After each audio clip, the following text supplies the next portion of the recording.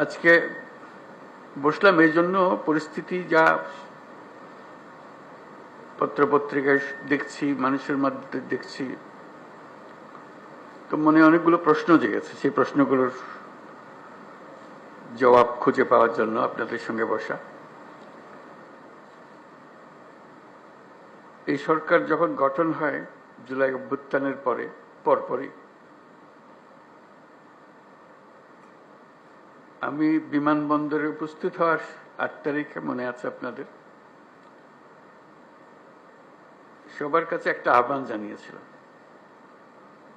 এবং আন্তরিকভাবেই বলেছিলাম, এটা কোনো রাজনৈতিক বক্তব্য বা এরকম যারা শুনছে শ্রোতা তোষণ বক্তব্য ছিল না। বলছিলাম যে এটা আমরা একটা পরিবার, আমরা আমাদের নানা মত থাকবে, নানা ধর্ম থাকবে, নানা রীতিনীতি থাকবে, কিন্তু পরিবার এক, আমরা সবাই একই পরিবারের সদস্য। এটাতে জোর দিয়েছিলাম। আমাদের শত পার্থক্য সত্ত্বেও আমরা কারোর শত্রু নই, পরস্পরের শত্রু নই।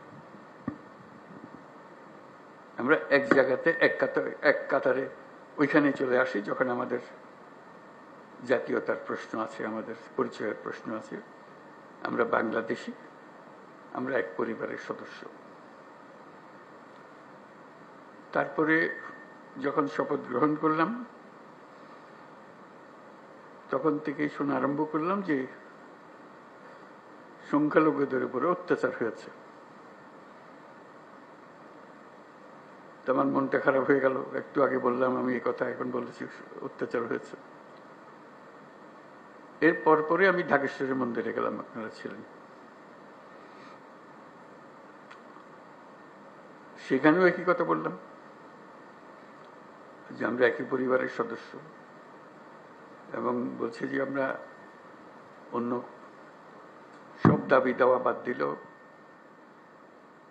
একটা দাবি আমাদের একদম পরিষ্কার, আমাদের সবার সমান অধিকার, বলার অধিকার, ধর্মের অধিকার, কাজকর্মের অধিকার, এবং সেটা আসছে আমাদের সংবিধান থেকে, নাগরিক হিসেবে আমাদের প্রাপ্য, এবং রাষ্ট্রের দায়িত্ব হলো এটা নিশ্চিত করা। এবং আমি আন্তরিকভাবেই বলার চেষ্টা করেছিলাম যেহেতু রাষ্ট্রের দায়িত্ব এখন আমাদের